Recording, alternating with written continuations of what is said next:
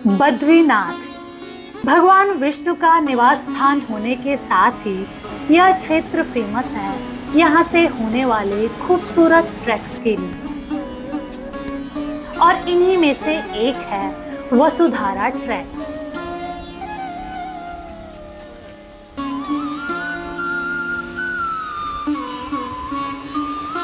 अष्टवसु देवताओं के नाम पर पड़े इस वसुधारा का जल रेणुकूट पर्वत से निकली कई छोटी छोटी धाराओं से मिल यहाँ पहुंचकर एक रहस्यमयी झरने में बदल जाता है।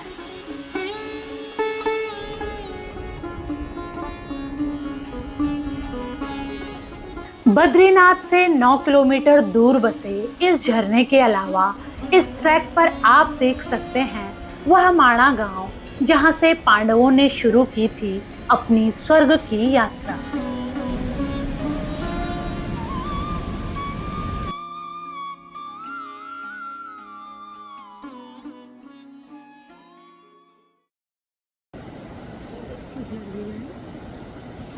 बद्रीनाथ उत्तराखंड के 4 धामों में से एक धाम है।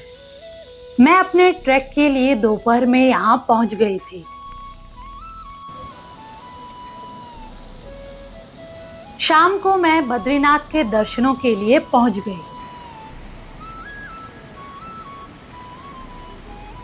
आज यहाँ खूब बारिश हुई थी, जिससे मौसम काफी सुहावना हो गया था और अलकनंदा नदी भी अपने पूरे उफान पर थी।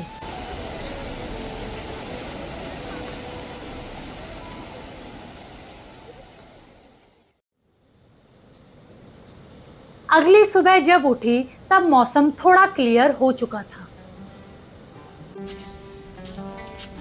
8 बजे मैं बद्रीनाथ से 3 किलोमीटर आगे माणा गांव पहुंच गई और यहीं से मैं जाने वाली थी वसुधारा फॉल्स के ट्रैक पर।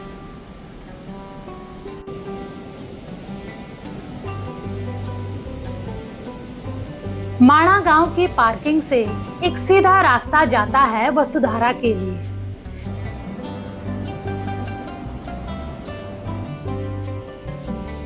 माणा गांव को भारत का पहला गांव माना जाता है, क्योंकि इसके बाद बॉर्डर एरिया शुरू हो जाता है।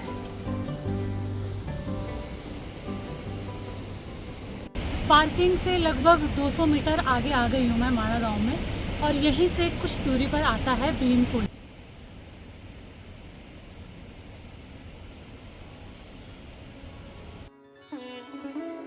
कहा जाता है कि जब पांडव अपने जीवन की अंतिम यात्रा पर यहाँ से गुजरे थे, तब भीम ने नदी पार करने के लिए एक चट्टान से पुल का निर्माण किया, जिसे भीम पुल कहा गया।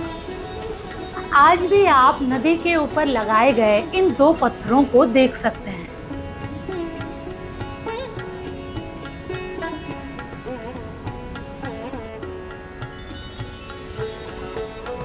भीम पुल के पास ही आप खाने पीने की कुछ दुकानें देख सकते हैं, और इन्हीं दुकानों को क्रॉस कर शुरू हो जाता है वसुधारा ट्रैक। यहाँ से वसुधारा के लिए कोई 5 किलोमीटर का ट्रैक होने वाला था।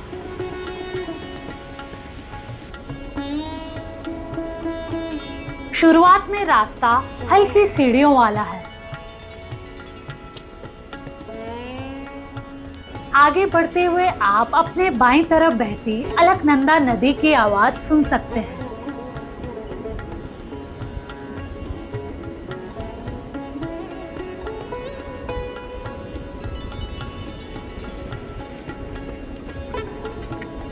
इस मौसम में आपको यहाँ नीचे से ही काफी फूल खिले मिल जाते हैं।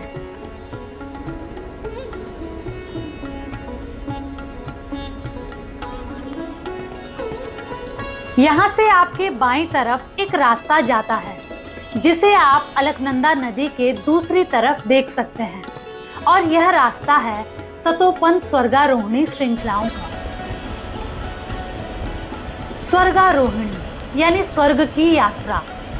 मान्यता है कि द्वापर युग में पांडवों ने अपना राजपाट त्याग कर यहीं से स्वर्ग की यात्रा शुरू की थी। माना जाता है कि यहाँ से आगे जाते हुए थोड़ी थोड़ी दूरी पर द्रौपदी और चारों पांडव भाई अर्जुन, भीम, नकुल और सहदेव ने अपने प्राण त्याग दिए। कहते हैं कि आखिरी में केवल युधिष्ठिर ही जीवित स्वर्ग पहुंचे।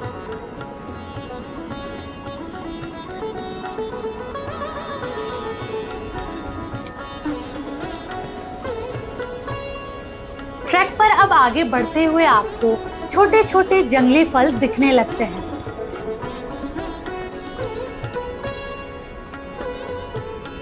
ना चाहते हुए भी आप इन खूबसूरत फलों को तोड़ने पर मजबूर हो जाते हैं।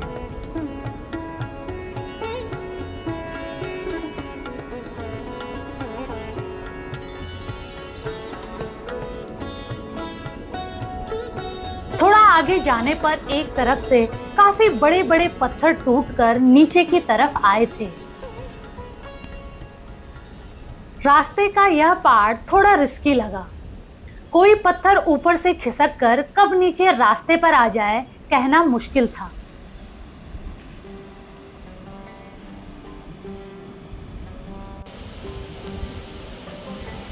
चलते हुए सामने एक ऊंची घाटी से अब आप अलकनंदा नदी को नीचे उतरते हुए देख सकते हैं। इस घाटी के दोनों तरफ बड़ी बड़ी पत्थर की चट्टानें हैं। जिस घाटी से यह नदी आ रही थी वह घाटी कोहरे और बादलों से ढक पूरी सफेद नजर आ रही थी।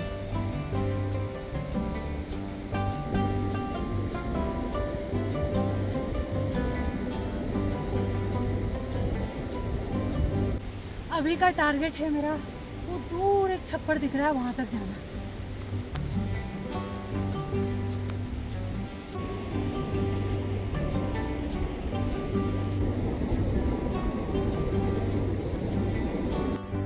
अब तक मेरा 2 किलोमीटर का ट्रैक हो चुका था। धूप बिल्कुल नहीं थी और ठंडी ठंडी हवा चल रही थी। ट्रैक के लिए इससे अच्छा मौसम और क्या हो सकता है।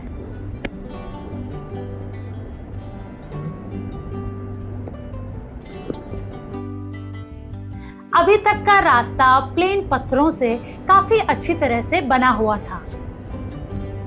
इस ट्रैक के लिए आपको गाइड की जरूरत नहीं होती, इसे आप अकेले भी कर सकते हैं।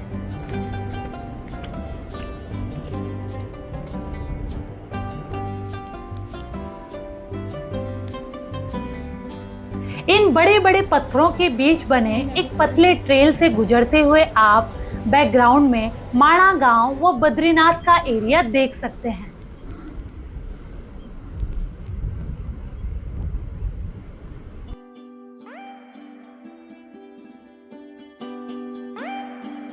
माणा से यहाँ 2 किलोमीटर तक पत्थरों का जो रास्ता बिछाया गया है वो यहीं पर खत्म हो जाता है और इससे आगे का रास्ता कच्चा है जो मिट्टी पत्थरों वाला है और इसमें हल्की चढ़ाई मिल जाती है।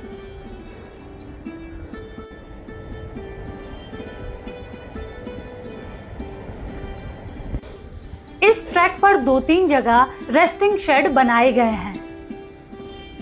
ऐसा ही एक रेस्टिंग शेड मुझे कुछ आधा किलोमीटर दूर नजर आ रहा था और अब इस रेस्टिंग शेड तक पहुंचते पहुंचते मुझे भी बारिश मिल ही गई। हल्की हल्की बारिश भी अब शुरू हो गई है। चलिए अब चलते हैं जल्दी जल्दी।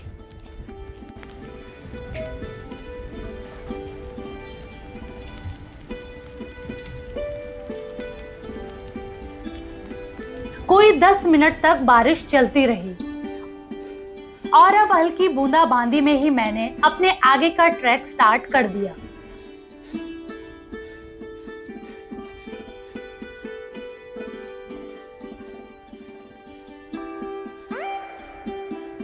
कुछ मीटर आगे जाने पर एक बड़ा सा लैंडस्लाइड जोन आता है जिसमें ऊपर से बहती हुई एक नदी आ रही थी। माणा के बाद यही एक पहला पानी का स्रोत था।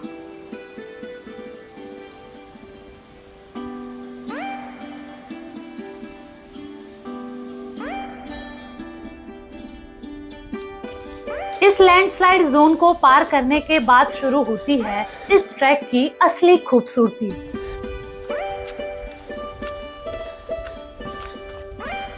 इस पॉइंट से अब इस ट्रैक के लैंडस्केप्स बिल्कुल बदल जाते हैं। इस हरियाली के बीच कोहरा अब माणा बद्रीनाथ की तरफ से आता और फिर अलकनंदा नदी के ठीक ऊपर से उड़ते हुए स्वर्गारोहिणी की तरफ चला जाता।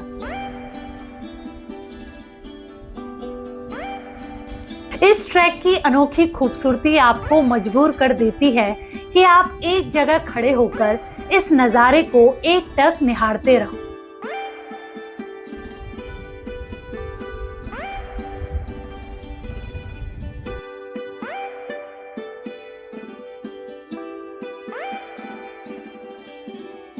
मेरे ठीक सामने आगे का रास्ता धीरे धीरे कोहरे से ढक रहा था।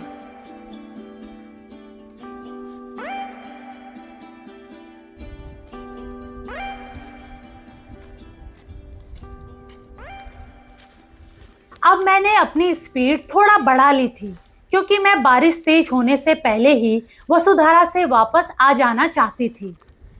हालांकि वसुधारा अभी भी यहाँ से 1.5-2 किलोमीटर दूर था।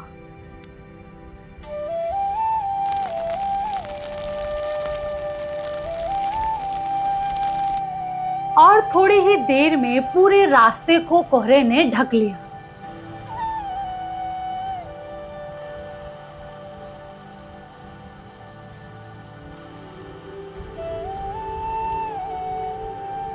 वसुधारा ट्रैक का लास्ट आधा 1 किलोमीटर थोड़ा चढ़ाई वाला रास्ता है जो कि एक बोल्डर एरिया है।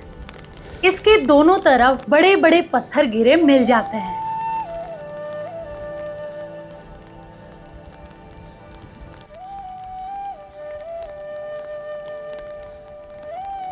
लास्ट के आधा किलोमीटर में कोहरा और घना हो गया।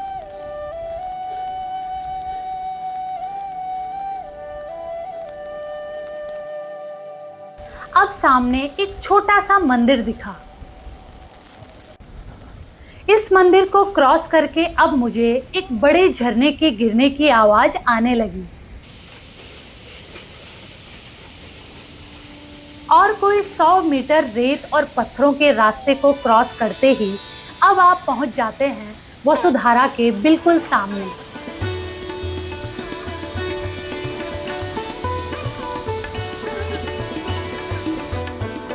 वसुधारा पहुंचने पर बस मुझे इस घने कोहरे के बीच झरने की आवाज और पत्थरों पर गिरता पानी ही दिखाई दिया, क्योंकि अभी यहाँ फैले घने कोहरे में कुछ भी देखना मुश्किल हो रहा था। तो मैं मौसम क्लियर होने का इंतजार करने लगी और वहीं एक पत्थर पर बैठ गई।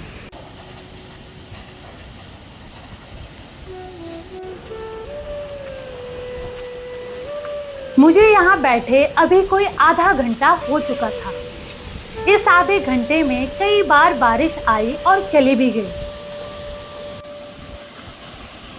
अब धीरे धीरे कोहरा छटने लगा और 5 मिनट बाद ही मेरे सामने था तेजी से गिरता हुआ यह विशालकाय झरना।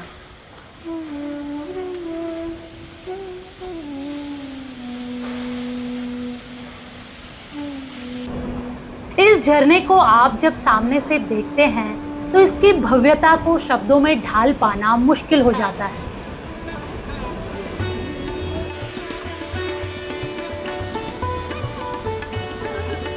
वसुधारा के नाम की बात करें तो कहा जाता है कि यहाँ पर अष्टवसु ने तपस्या की थी।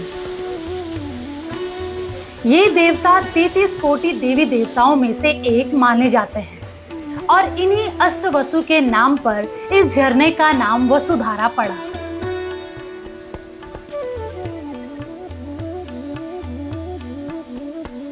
एक मान्यता के अनुसार यह भी कहा जाता है कि जब पांडव स्वर्गारोहिणी यात्रा के लिए यहाँ से गुजरे तब सहदेव ने इसी स्थान पर अपने प्राण त्याग दिए थे।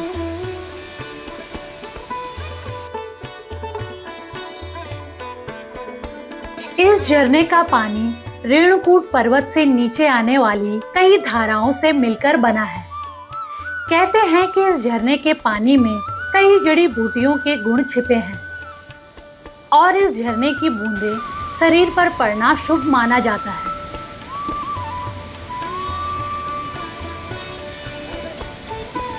इस वसुधारा का जल आगे चलते हुए अलकनंदा नदी में मिल जाता है।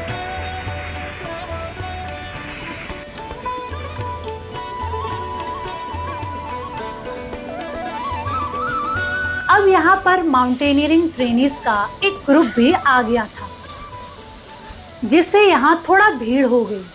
तो मैंने इस भीड़ से निकल वापस जाने का डिसाइड किया।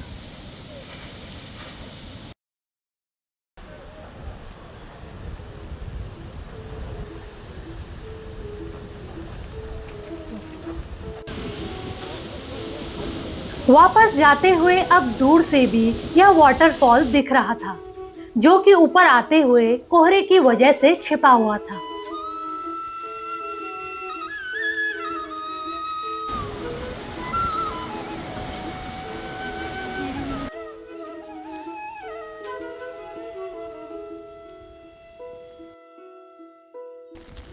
और एक बार फिर से वापस जाते हुए बारिश शुरू हो गई।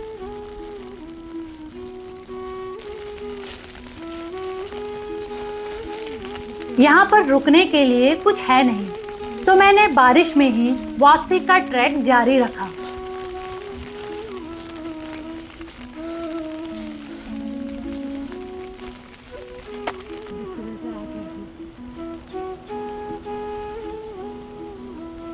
नीचे जाते हुए यह रास्ता और खूबसूरत लग रहा था।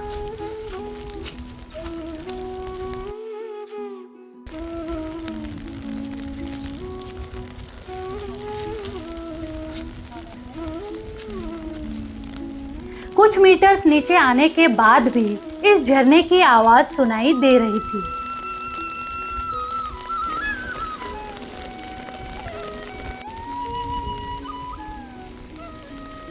मैं पहले 2-3 बार माणा आई थी, पर यहाँ वसुधारा फॉल्स नहीं देख पाई थी। लेकिन आज यह झरना देख काफी अच्छा लगा।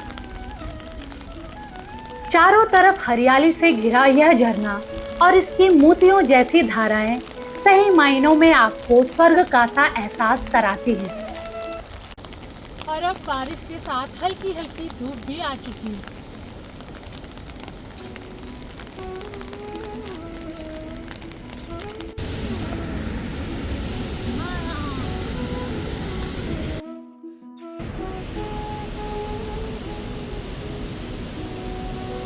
दिन में लगभग 2 बजे मैं अब वापस माणा गांव आ गई।